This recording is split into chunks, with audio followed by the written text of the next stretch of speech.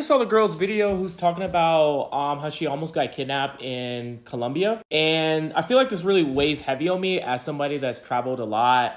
It seems like they exercise like the right amount of caution, and I'm really glad to hear that they got out of the situation safety. What I wanted to add to this conversation, this is not to like bash them in any way. I'm not even really going to talk about that. I just feel like really prompted to give as somebody. I've been to, as context, I've been to 35 countries, traveled all over the world, maybe even like hundreds of cities at this point. I have a handful of rules that I always follow when I travel. Other travelers, feel free to drop, your rules like in the comments, but I just wanted to share some things that I usually always abide by when I'm traveling to help other people. I'm just gonna run through my list like really quickly to not drag this out. Number one, I do not land at night unless I'm like, no, I can't even if I've been to a place abroad before, I have never like landing at night. Don't like the thought of landing at night. I hate when you come out of airports and everybody's surrounding you. When I'm traveling internationally, I do not land at night. The second, you think it's obvious, but it's not. Don't buy smugs. Don't buy gardening smugs. Like, do not buy smugs abroad. I can't emphasize that enough.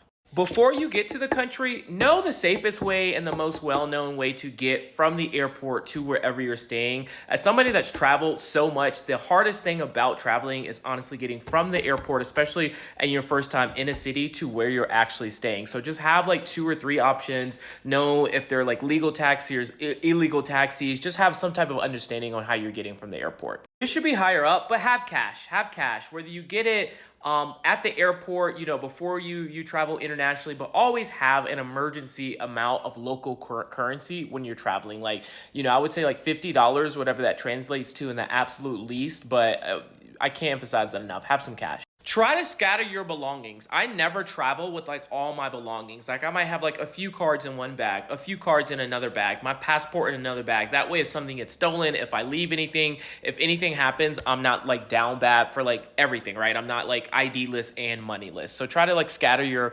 important belongings across different bags. It sounds like in this story, a huge saving grace for those girls where they trusted their gut. They really had a good understanding of when things were not like feeling right. Like, trust your gut. I really can't emphasize that enough. Like, as Americans, sometimes we get caught in like doing things out of politeness. When you're traveling, the rules are completely different. Always trust your gut. I travel alone, so this one's a little more important for me, but it can't apply to like groups at all. And I know this sounds like really strange, but when I'm traveling, I try to not let people hear me speak. I speak English and I'm clearly like American. When I'm leaving the airport, or I either talk quietly when I'm talking to someone, and I know this sounds crazy, but I promise you I've learned this the hard way over the years, and just do not let